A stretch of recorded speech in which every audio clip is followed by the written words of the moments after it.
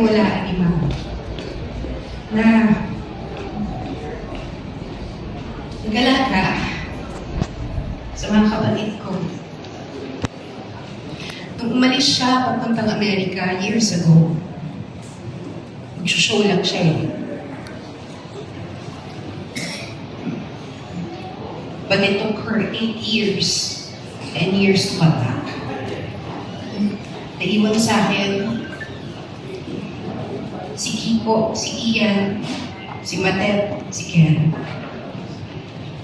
Aside from that, I have 4 other kids. Hindi ko alam ang gagawin. Hindi ko alam. But I guess,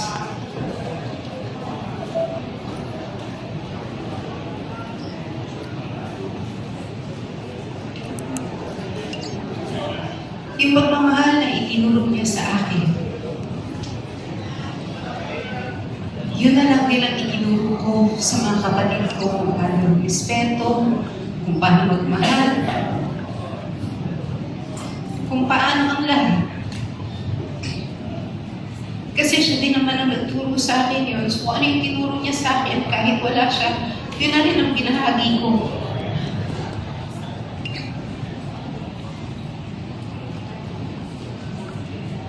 Our relationship as a family is not perfect.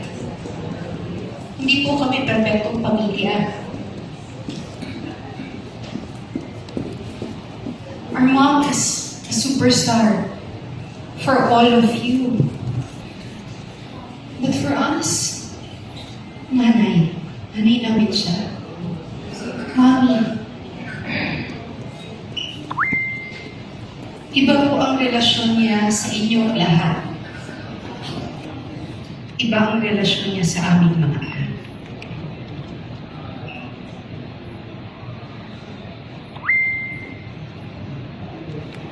Buong buhay po niya, gaya ng sabi ko, she dedicated to her craft.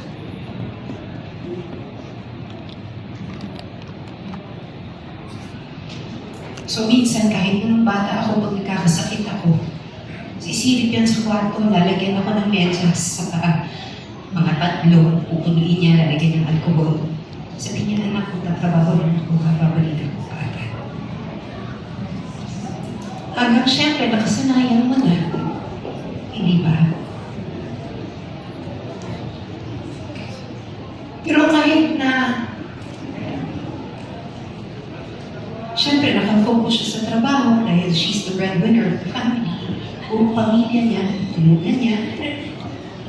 Piintindihan namin yun. Dahil wala namang oras na hindi siya nagpapaliwanag sa amin eh. Lahat pinapaliwanag niya. Iuupo niya kami at sasabihin niya sa amin kung bakit.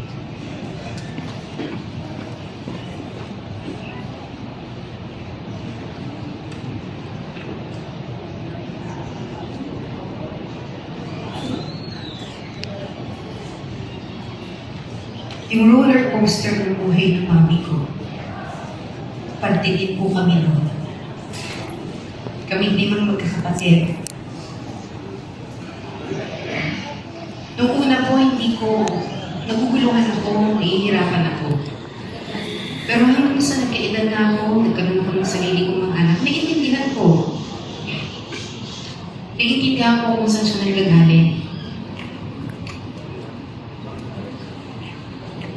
At nagpapasalamat ako sa lahat ng naituro niya sa akin. Nagpapasalamat ako sa lahat ng pagmamahal na ipinagawad niya sa akin, sa aming magkakapatid. Sabi ko nga, ako, si Matet, si Ken, at si Kiko, pwede naman sa ibang pamilya kami mapunta eh. Pero bakit kami napunta kay Nora Honor?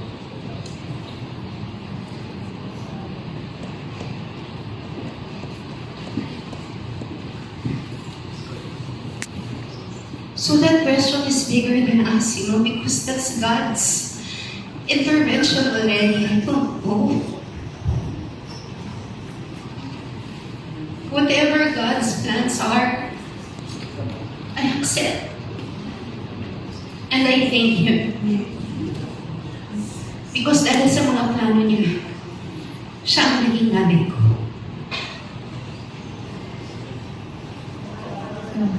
Yung huling usapan po namin ni Mami was a couple of months ago. Mami, galing magsekreto niyan eh. Ayaw niya talaga ipaalam sa amin kapatid. Kung hindi pa kami magugulit, hindi niya ipapaalam. Hanggang nahuli ko yung isang doktor niya. Kinausap ko. Sabi ko, I want to know my mom's condition. Hindi pwede na hindi namin alam. We have the right to know as her children. So her doctor, pinaalam niya sa mami ko. Yung alaman ng mami ko na pinukulit ko yung doktor niya, nag-text na sa akin.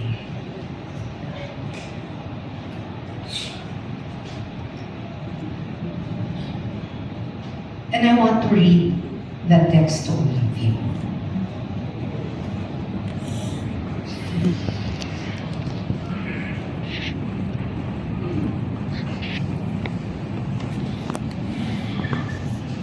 Pinakamamahal ko, Lord. Kausap ko ang doktora ko, si Dr. Lalua. Magkausap lang tayo dalawa at tinatanong mo raw sa kanya kung anong sakit ko. Sabi ko kay Dr. Lalua na sabihin sa'yo na okay ako. Wala ka o kayong dapat ipag-alala. Dating sakit ko lang ito at nag-trigger lang nung nagkaroon ako ng buhat sipon.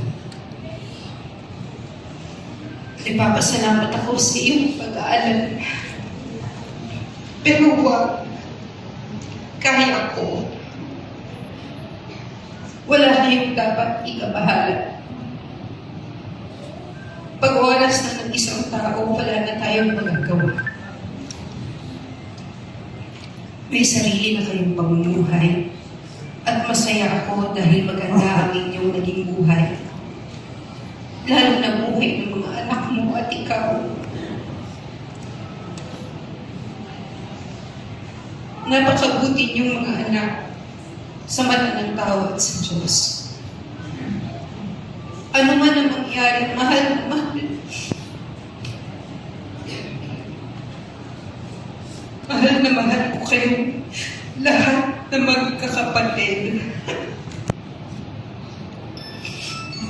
Mag-iingat kayo lagi. Lalo na mga anak ko, huwag mong ipababayaan.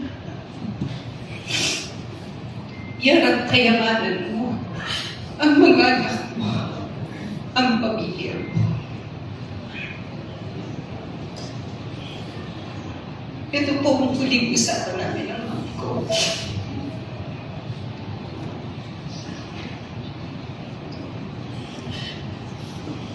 Kaya,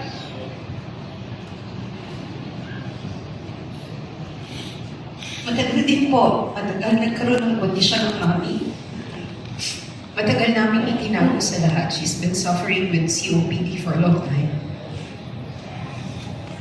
At kinakaya niya. Dahil ayaw nga niya eh. Ayaw niya.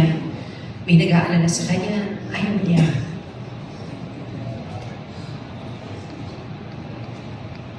The day she passed,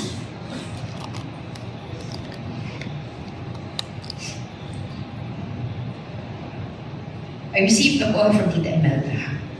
Sabi niya, anak, may kailangan gawin sa mami mo. Mag-okay ka, mag-okay ka. Okay. Kung anong kailangan gawin, please. Okay.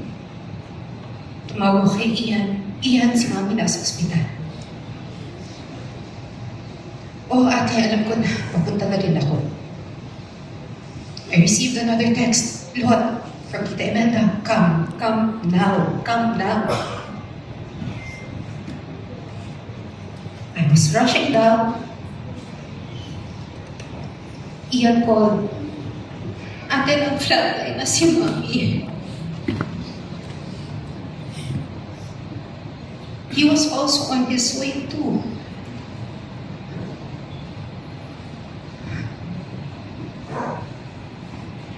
When we got to the hospital,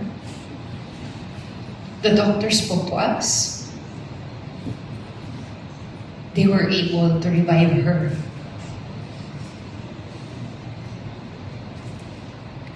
Pero nasabi na rin sa amin ng doktor kung ano yung consequences ng flatline na yun because she flatlined for 30 minutes.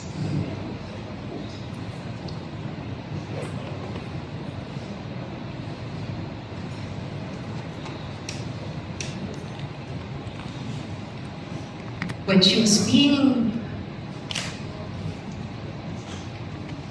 they were putting her already, nakita ko siya lang siya sa harap namin. I was still talking to Tita Imelda and Ian.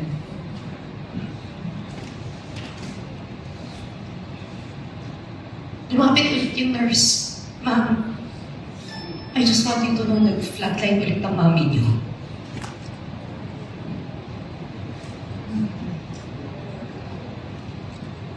She tried her best to fight. Sa reason ay lumaban tong nanay ko. Kung kaya niyang kargahin lahat, gagawin niya eh.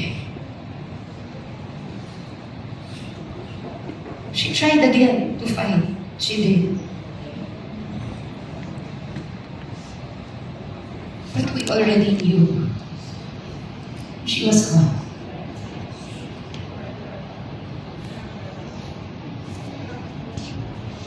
I whispered in her ears, I said, Mom, it's okay. Okay lang kami. Ako nang bahala sa mga kapatid ko. Okay na. Huwag mo na kaming alalahanin. Okay kami. Mom, let go. Because she fought twice that day. Aside from that, 2 years ago, she was also in the ICU and she flatlined 2 years ago also. So, I told her, it's okay, Mom. Okay na.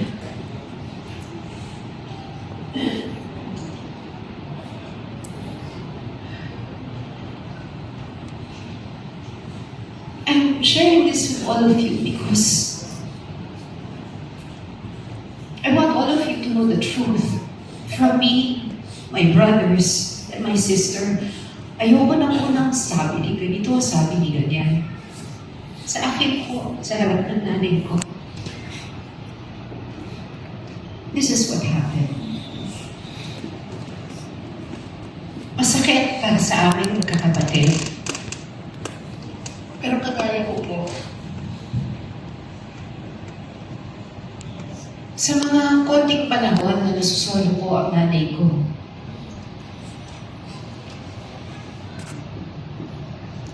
sobrang laki na po ng pasasalamat ko. At sa mga konting panahon na yun, lahat ng pwedeng sabihin namin sa isa't isa, nasasabi po namin.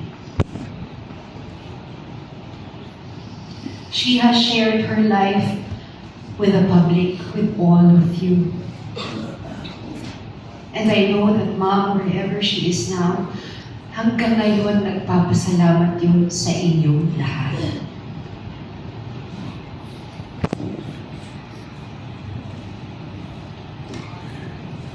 Kaya, on behalf of my family, my brothers Ian, my sister Madet, Kiko, and Ken, maraming salamat sa pagdamay po sa amin.